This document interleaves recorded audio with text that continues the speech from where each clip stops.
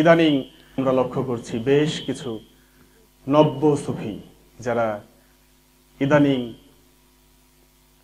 অনলাইনে অনেক জনপ্রিয়, অনেকেই তারা বিষোদ্গার করছেন বিভিন্নভাবে। বড় বড় দরবার, বড় বড় অলিয়া উলিয়ায়ে কিরামগণকে কটাক্ষ করে তারা কথা বলছেন। দেখুন, অত্যন্ত দুঃখজনক একটি বিষয়, বর্তমান সুফি সমাজ, বাংলাদেশের সুফিগণ এমনিতেই একটি ক্রান্তিকাল অতিক্রম করছে। আমরা খুব দুঃসময়ের ভেতর দিয়ে যাচ্ছি এই সময়টাতে। একদিকে ওহাবি খারেজি আগ্রাসন, সুফিদের উপর চলমান ওহাবি খারেজি আগ্রাসন, ইতিহাসের জঘন্যতম, ইতিহাসের নিষ্ঠুরতম, নির্মমতম, বর্বরতম আগ্রাসন চালানো হয়েছে সুফি এবং সুফি স্থাপনা সমূহের উপর। এখনো ওহাবি খারেজিদের তীব্র জাতাকলে আমরা পিষ্ট। অপরদিকে দুঃখজনক বিষয়, দুঃখের সাথে আজকে দাঁড়াতে হয়েছে এই বিষয় আলোচনা করার জন্য। আমাদের সুফিদের ভেতরে আসলে বাস্তবতাটা হচ্ছে এই যে আধ্যাত্মিকতা, সুফিবাদ, এই জগৎটা হচ্ছে প্রেমের জগৎ।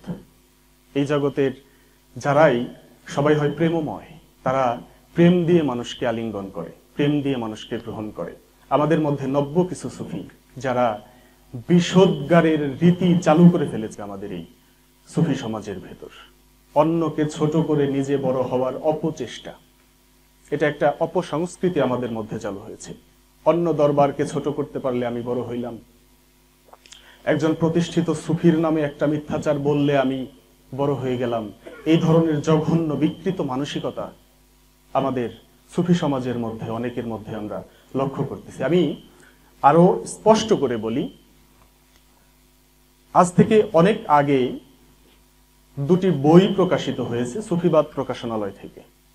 একটি বই মারেফতের গোপন ভেদ রহস্য, আর একটি বই সম্ভবত মারেফতের গোপন দর্শন, অনেকেরই অজানা।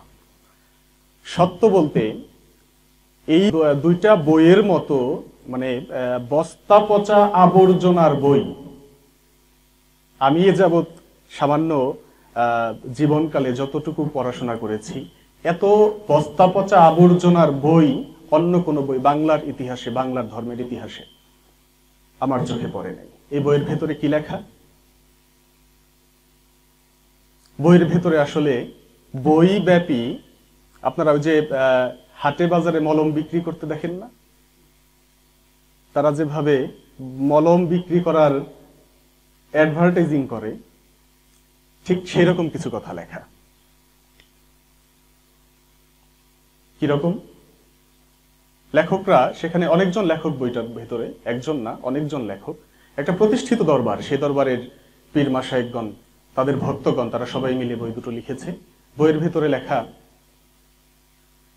একমাত্র তাদের কাছেই নাকি রুহু নফস সম্পর্কে সত্য আছে। অন্য বাংলাদেশ বা অন্যান্য কোনো অলিরা রুহু নফস বিষয়ে সত্য প্রকাশ করে নাই। সেই বইয়ের ভেতরে লেখা, আপনি যদি সত্য পাইতে চান, আপনাকে আপনার পীর পরিত্যাগ করে তাদের বাবার কাছে যেয়ে মুরিদ হইতে হবে। সেই বইয়ের ভেতরে লেখা এইরকম অসংখ্য অসঙ্গতিপূর্ণ, অশালীন বিষয়, অন্যদের নিয়ে বিষোদ্গার করা। আমি কিছু উদাহরণ দিই। বইয়ের ভেতরে লেখক একটা জায়গায় লিখতেছেন যে ফরিদপুরের আয়নাল বয়াতি, তিনি ওফাত নিয়েছেন কিছুদিন আগে। আয়নাল বয়াতিকে নিয়ে একটা অধ্যায়ে কয়েক জায়গাতে সেই বইয়ের ভেতরে লেখা যে আয়নাল বয়াতি নাকি শেষ বয়সে তাদের দরবারে গিয়েছিলেন। রুহু নফস বিষয়ে তাদের কথা শোনার পর আয়নাল বয়াতি নাকি তাদেরকে বলেছে যে আমি সারা জীবন ঝিটকা শরীফে পীরদের খেদমত করলাম, জীবন পার করলাম, গোলামি করলাম, ঝিটকাতে আমি কিছুই পাই নাই। অথচ যখন এই আয়নাল বয়াতির কাছে আমরা গেলাম এই কথার সত্যতা জানার জন্য, আয়নাল বয়াতি অত্যন্ত দুঃখের সঙ্গে আমাদেরকে জানাইলেন এটা একেবারে আজগুবি কথা, মিথ্যা কথা, কোনো সত্যতা নেই। তিনি জাহাঙ্গীর সুরেশ্বরীর দরবারে, জাহাঙ্গীর সাহেবের দরবারে কোনোদিন জানি নাই। ঝিটকা শরীফ সম্পর্কে এত বড় মিথ্যাচার সেই দুটা বইয়ের মধ্যে অনেক জায়গায়, এক জায়গা দুই জায়গায় না, অনেক জায়গায় করা হয়েছে।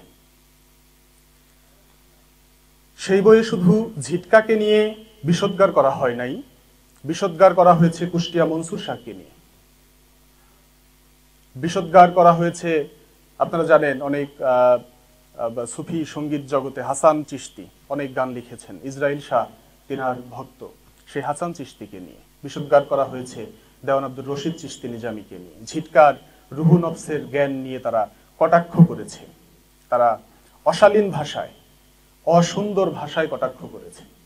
ঝিটকাতে পীরেরা রুহুকে ভাগ করে, পঞ্চভাগ করে, বানর যেমন পিঠা ভাগ করে সেভাবে ঝিটকার পীরেরা রুহু ভাগ করে। এতটা বাজে ভাষায়, বাজে উপমায় তারা অলিয়া উলিয়াদেরকে নিয়ে কথা বলেছে ঝিটকার। আরো বহু বিষয় যেটা আপনারা বই দুটো পড়লে বুঝতে পারবেন। সেখানে জগতের ইতিহাসে যারা শ্রেষ্ঠতম অলি, মাওলানা জালালউদ্দিন রুমি, ইমাম গাজ্জালি, আল্লামা ইকবাল, তাদেরকে নিয়ে পর্যন্ত কটাক্ষ করা হয়েছে। লেখক কতটা উচ্চমার্গের জ্ঞানী আমাদের হাসি পায়। লেখক বলছেন যে জালালউদ্দিন রুমি, ইমাম গাজ্জালি এনাদের চাইতে নাকি মাতাল কবি রাজ্জাক দেওয়ান বড় অলি, তাদের গুরু তুল্য। আমি মাতাল কবি রাজ্জাক দেওয়ানকে ছোট করতেছি না, কিন্তু এই উপমার মাধ্যমে তিনি নিজেই কি রাজ্জাক দেওয়ানকে ছোট করলেন না? যখন বলা হয় রুমির চাইতে, ইমাম গাজ্জালির চাইতে রাজ্জাক দেওয়ান তাদের গুরুর তুল্য। এরকম বহু বিষয় নিয়ে বিষোদ্গার এবং কটাক্ষে পূর্ণ সেই বই দুটো। ঝিটকা থেকে প্রতিবাদ জানানো হলো, তাদেরকে বলা হলো আপনারা এভাবে না লিখে আমাদের সঙ্গে রুহু নফস বিষয়ে আলোচনা করতে পারতেন। তারা তাদের আরো কুৎসিত জঘন্য চেহারা আমাদেরকে দেখিয়েছে, আলোচনায় তারা বসে তারা তাদের সেই অপপ্রচার অব্যাহত রেখেছে। ঝিটকা শরীফ আমরা জানি হযরত আহমদ কৌসার আলী চিশতি ওরফে জিন্দা শাহ, দেওয়ান আব্দুর রশিদ চিশতি সহ তারা বাংলাদেশে সুফিবাদ প্রচার প্রসারে তাদের কত সুদূর প্রসারী অবদান। যাক, সেদিকে বিস্তারিত আজ যাব না। আজকে আমাদের যেই মুখ্য বিষয় রুহু নফস বিষয়ে আলোচনা করা, সেই বিষয়টি আমরা আলোকপাত করার চেষ্টা করব। আশা করি তাদের ভুল ভাঙবে।